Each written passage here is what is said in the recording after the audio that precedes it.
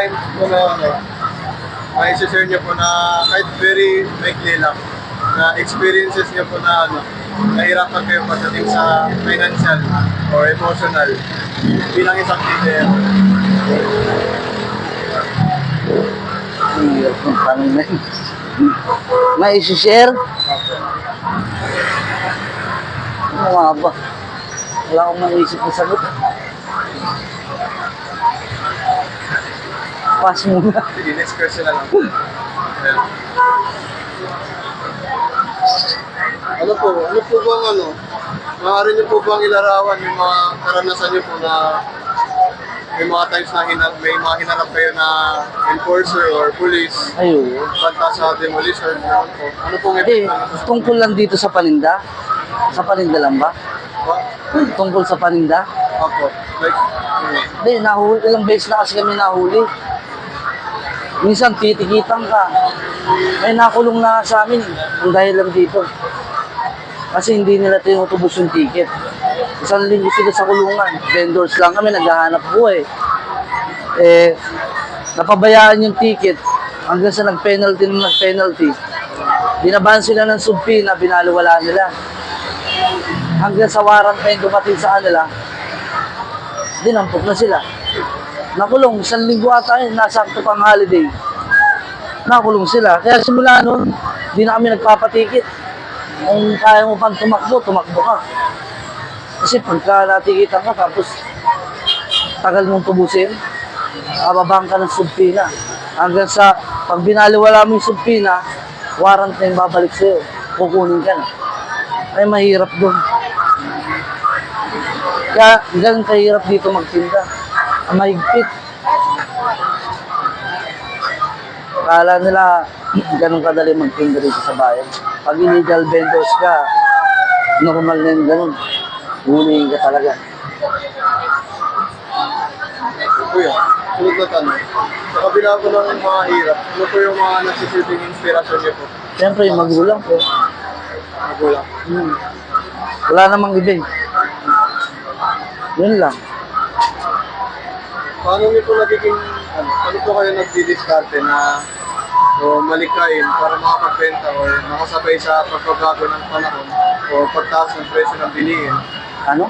Paano niyo po nadidiskartehan yung yung pagtaas ngayon?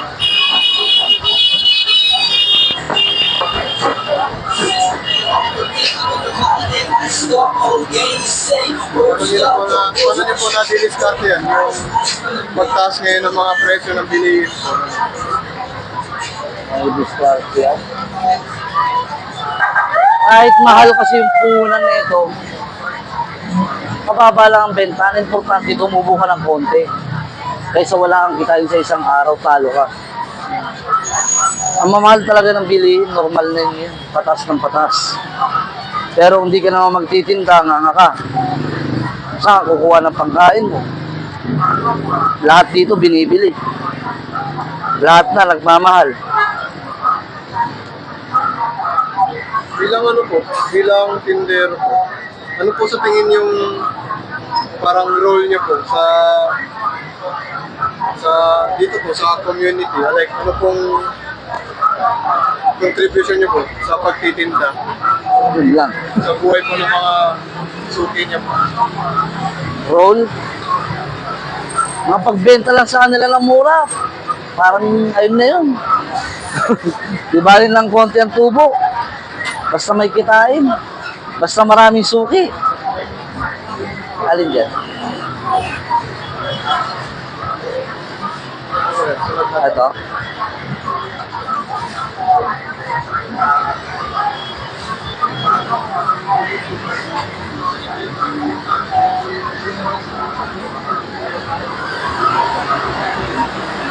Kita po kayo po sa yung picture niyo po, litrato niyo sa aming photo book.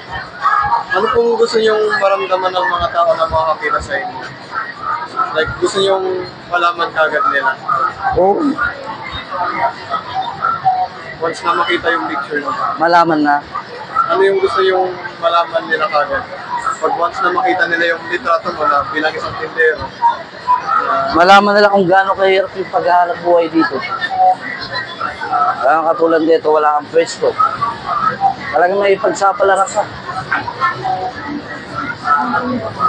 Tibay ng loob talaga dito eh.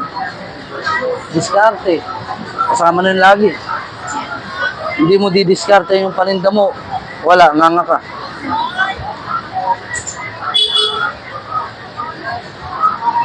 Sunod ko na tanong. Ano po ang inyong pangarap o vision para sa sarili ninyo at sa inyong anak buhay or pwesto 5 taon mula ngayon? Pangarap? Siyempre, pangarap ng asenso. Pangarap magkaroon ng sariling bahay. Yun lang. Wala na ibang pangarap, basta mabuhay sa araw-araw. Kontento na ako dun.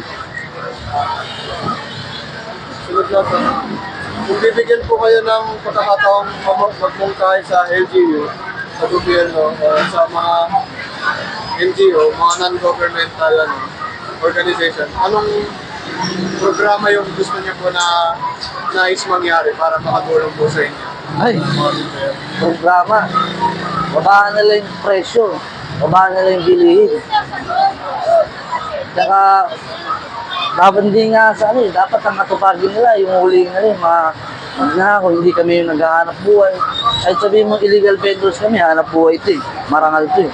Ang mali lang namin, wala kaming mga pwesto, kaya dito kami titinda sa san-san. Hindi naman namin sila masisi kasi trabaho nila yun eh. Eh kaso trabaho rin namin, maghanap buhay, magpasoy sa kanila. Ganun talaga. Trabaho nila, trabaho rin namin ito magtinda. Maghanap buhay. Kaso nga lang, illegal nga lang. Kasi walang pwesto. Yung pwesto ka kasi, parang pwesto lang yung bubuhayin mo. Magkano pwesto? Mababa 1,000 isang araw. Maliit pa yun. Magda-down ka pa. Oh. Eh, di ipupuhunan mo na lang sana yun. Iuupa mo. Ganun din. Kaya mahirap sa pwesto. Matumal din pagka sa pwesto. Tutusin nga, mas maganda bumili sa mga ganito eh. Kasi araw-araw bago. Hindi naman sa pagkano, di ba? Kasi dito, pagkatubo mo na, siyempre babaan mo para bukas bago ulit. Tumubo lang talaga konti. Para laging bago araw-araw. Yun lang. Ito kuya, huling tanong. Ano po yung huling mensahe niya po sa mga mambabasa or sa mga hindi pa po nakakahirap sa mga hindi pa po nakakita ng paghirap po ngayon sa bilang isang tindero sa pwesto niyo po ngayon? Anong mensahe? Kung ano yung mensahe ko yun. Kung parang gusto niyo pong sabihin sa mga taong hindi nakakita ng paghihirap po.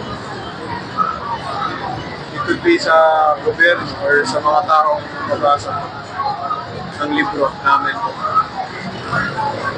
Anong masasabi sa gobyerno? Sa kanila po. Wala akong masabi sa kanila.